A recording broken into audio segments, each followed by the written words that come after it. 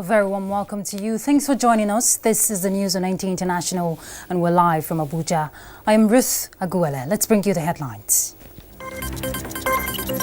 Presidency debunks social media reports on purported President Buhari's vacation. Urges Nigerians to be careful of what they consume as news. Nigeria government and African Development Bank to establish agro-processing zones. Plus, federal government to sanction tertiary institutions that fail to use central admission processing system for admission processes.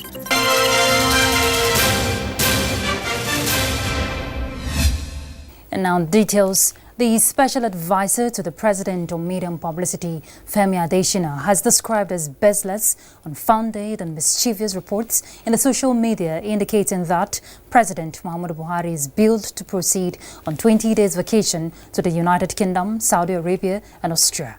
Reacting to the report, the presidential spokesperson maintained that the purveyors of fake and concocted information are currently on overdrive, urging Nigerians to be careful about what they consume. We have got many calls, many inquiries, whether this was true or not. But of course, there is no truth to it at all. It's just the handiwork of mischievous people who want to cause disaffection, dissatisfaction in the country. We know that Nigeria has been passing through challenging times in the past couple of weeks, particularly due to security challenges. Now they have added disinformation to it. Transportation Minister was said to have been attacked at Rigasa in Kaduna. He has denied it. The Air Force was alleged to have killed 250 insurgents. They have denied it. Zara, the daughter of the president, was said to have got a job through the back door as a deputy manager at the Petroleum Products Pricing Regulatory Agency. There is no truth to it. Merchants of falsehood are on the prowl and they don't mean our country any good. People who are designing should please note that they are out for disaffection and be careful.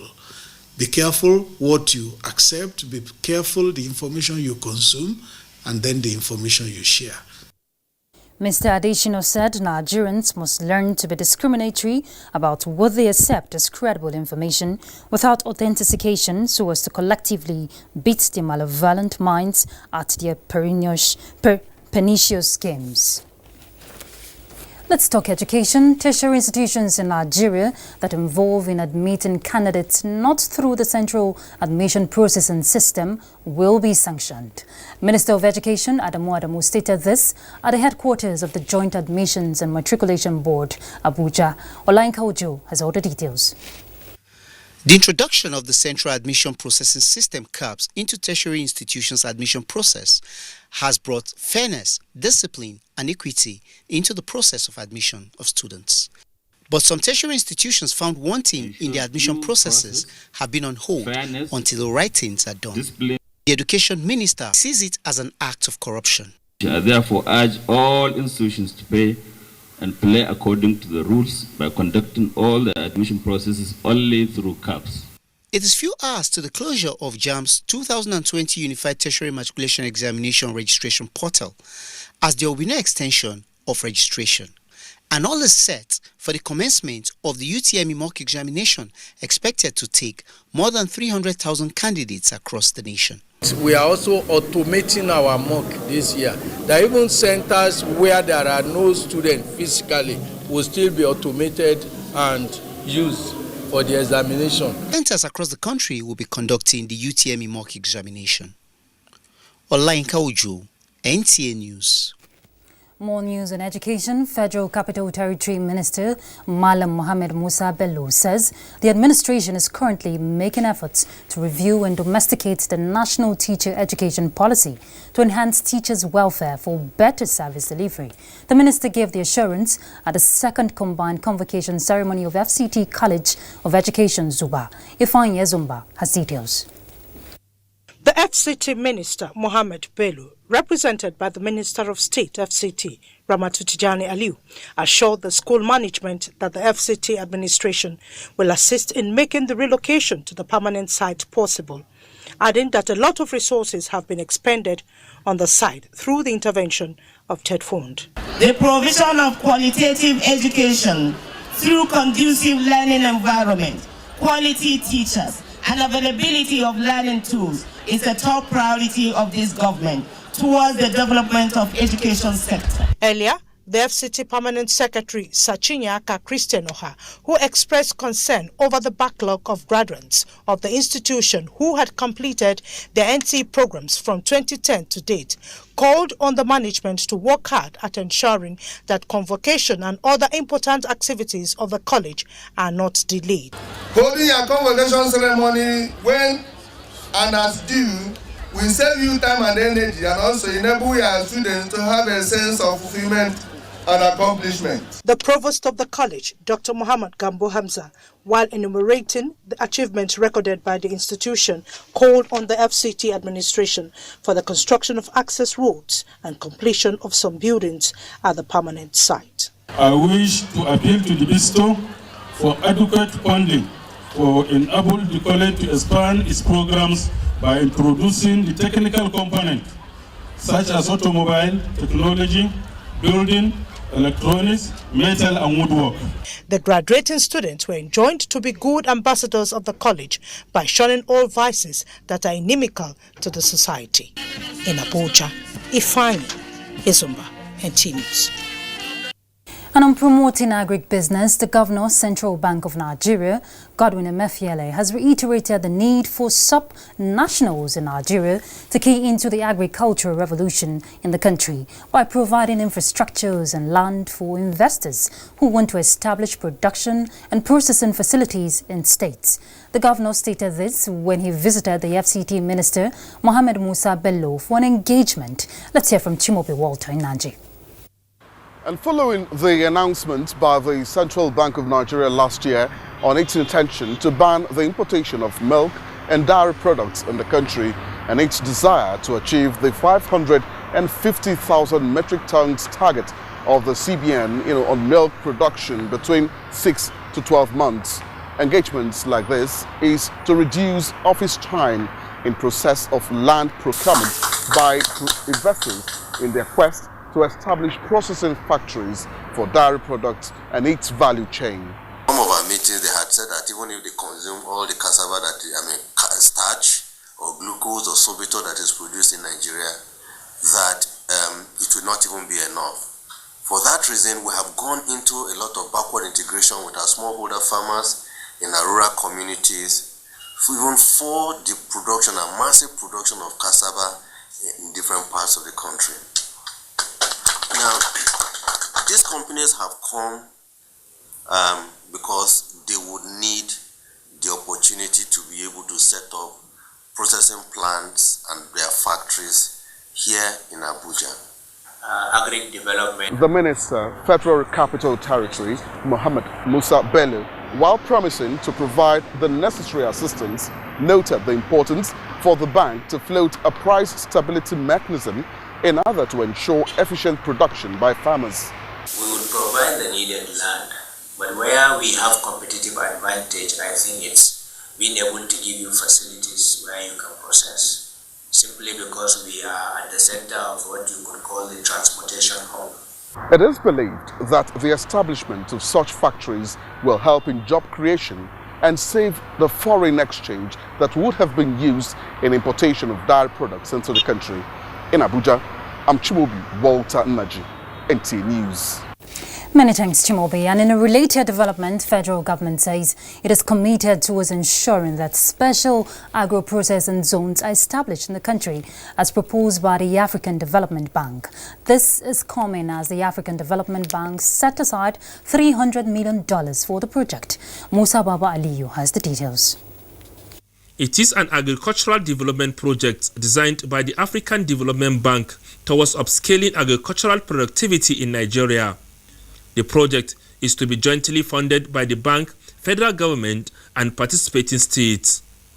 Agricultural clusters are to be established in Abuja, Benue, Kano and Ogun State under the program. The target crops are cereals, vegetables, cocoa, cotton, livestock including dairy and hides and skin.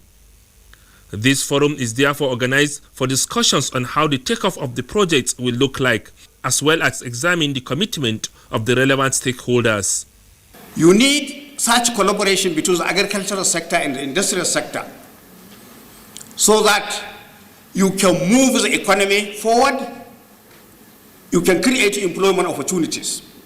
I would like to underline the invaluable support and contribution of the African Development Bank by setting aside the sum of $500 million for this initiative.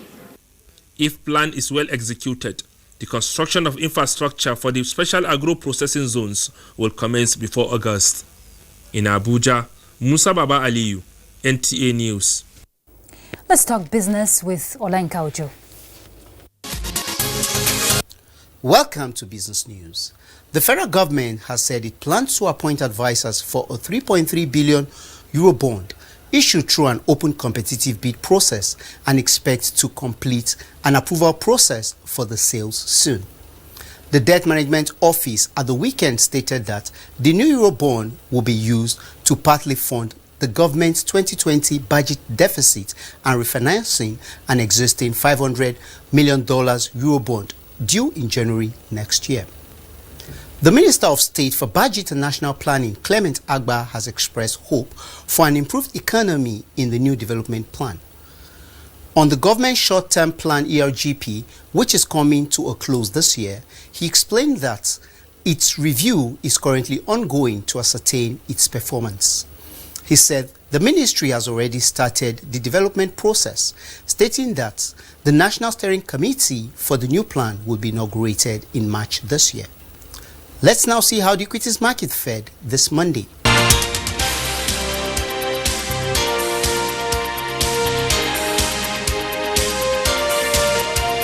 And that stock market report concludes this segment of the news. I am Olayinka Ojo. Thank you, Olenka. In other news, as the National Assembly proposes another constitutional amendment process, guests on NTA's Good Morning Nigeria agree that the process is imperative for Nigeria to adequately address emerging realities. They, however, advocate a holistic review of all outstanding issues for amendment by the National Assembly to avoid what they call constitutional review ritual. Leader Samson will tell us more. For many Nigerians, the 1979 and 1999 constitutions are not in tune with the emerging realities and are not products of the larger society. The guests say, for Nigeria to implement the law without any lacuna, all identified gaps in the nation's laws must be addressed with an updated constitution. You will recall that in the 8th Assembly, we actually went through this exercise. And the intendment here is that issues that were not actually approved the last time. Perhaps new dynamics have emerged, new facts have emerged. People who were opposed to certain things must have seen differently now how things should be. And so we cannot deny Nigerians the opportunity for this exercise, because if we do that, it means we are becoming static. To borrow the word of an eminent Nigerian jurist of blessed memory, Justice Udo Odoma, who said in one of his judgments that the Constitution is an organic document that is supposed to change with changing times, taking into account both the objective and subjective realities on ground. So the need for constitutional amendment, as rightly posted by the professor, is the need to take into consideration emerging realities of society that is not within the contemplation of the draftsmen or the lawmakers as at the time the Constitution was drafted. They called for a definite, holistic and futuristic look at constitution to capture the yearning and aspiration of different interest groups in the country. Conservatively, a lot of people have put the issue of constitutional amendment to close to over 10 billion naira in the last few years, and whether we have value for money from that is something that we need to interrogate. I think constitution making is a dynamic process because the society itself is very dynamic. You could say that America had a constitution which had been, I think they have amended it for about maximum of 15 times or so. As the National Assembly seeks to consult the 2014 National Conference report as well as the 2016 Nasir El-Rufai-led committee report on restructuring, the guests urged the lawmakers to interrogate why some issues didn't fly in a bid to arrive at a consensus from Nigerians on the way forward. In Abuja, Lydia Samson, NTA News. And talking security, the Nigerian Air Force says it has carried out another successful air raid on its ongoing air interdiction campaign dubbed Operation Rattlesnake 3 at Kirita Wulgo in Borno State. In a statement by NAF Director, Public Relations and Information, Air Commodore Ibikunle Daramola, the Air Task Force of Operation Lafia Dole destroyed an Islamic State of West African province training camp at Kirita Wulgo on the fringes of the Lake Chad in the northern part of Borno State on 16 February 2020. This followed credible intelligence reports and surveillance missions which established that some structures within the settlement were being used by the terrorists to house and train their fighters. Consequently, the Air Task Force dispatched an enhanced forced package of attack aircraft to engage the identified locations within the settlements. The fighter jets took turns to attack the target area in successive passes, taking out the training facilities. Let's pause for some messages. We'll be right back. Stay tuned.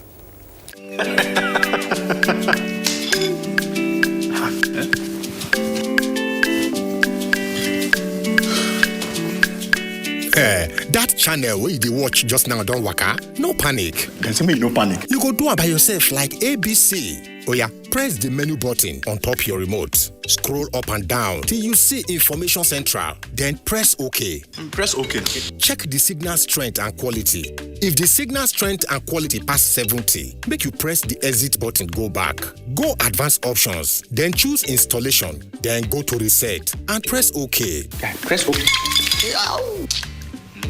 Wow, now you sef fit catch all those channels wey be one miss road by yourself. Yes, make your group for no loss. You see as I do am, abi? And I see as I do am. Go TV, live it, love it. And I see as we do am.